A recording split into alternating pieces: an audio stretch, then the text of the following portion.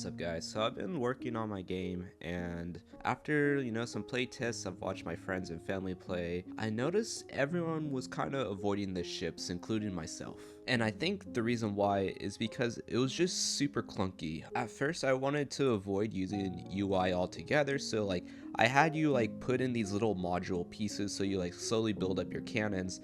The only problem was that when it got destroyed, which only took 2 hits, it would spew out all the components and then you'd have to rebuild it. And the first couple times it wasn't bad, but this just happened over and over, and it wasn't fun. So I spent the last month just reworking cannons and just basic ship progressions, so let's get into it. So I pretty much split the cannons into a bunch of separate components, and I modularized everything. That way you can just have one cannon that upgrades.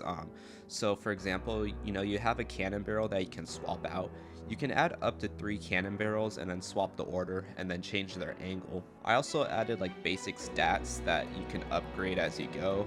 As you destroy ships, you get scraps, and then you can use those points to upgrade like turning speed, damage, and just a lot of little stats. Pretty much I spent like a whole week just drawing a bunch of variations of different cannon parts being upgraded. And then finally I added charges, and pretty much these are just like little elemental boosts that you can stack on your cannons. You can stack up to 4, but the cool part about it is that you can mix and match effects and kind of make the cannon build that you want.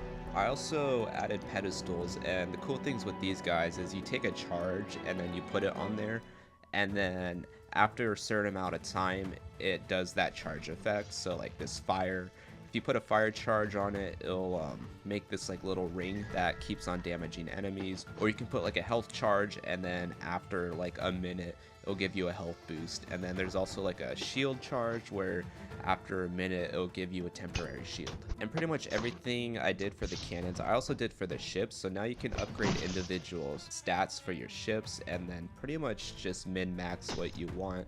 And then I also made it like a ship edit mode, and what's cool about this is you literally just like tap on something and then it gives you a menu to edit.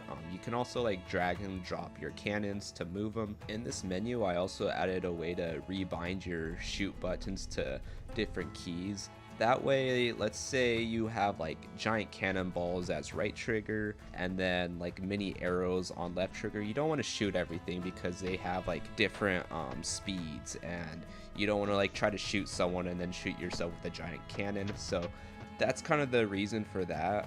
You can also like rebind it to your dash, and then I also gave you the ability to change how you aim. So this button over here, it lets you aim through movement, and then if you click it again it aims through your mouse or your gamepad. And then this button to the right, that allows you to inverse everything, so that way if you change it to the movement with inverse, then you can shoot mines behind you as you move. And I'm really happy how this turned out because it gives you a lot more creativity to how you want to build your monstrosity of a ship. But yeah, that's pretty much what I've been up to for the past month. Just kind of redesigning the cannons and ships, and I got to a point where I'm pretty happy with it. My next goal is to work on the overworld and give that a lot of polish that it really needs. And then after that, I'm gonna focus on balancing. But yeah, that's it for this update.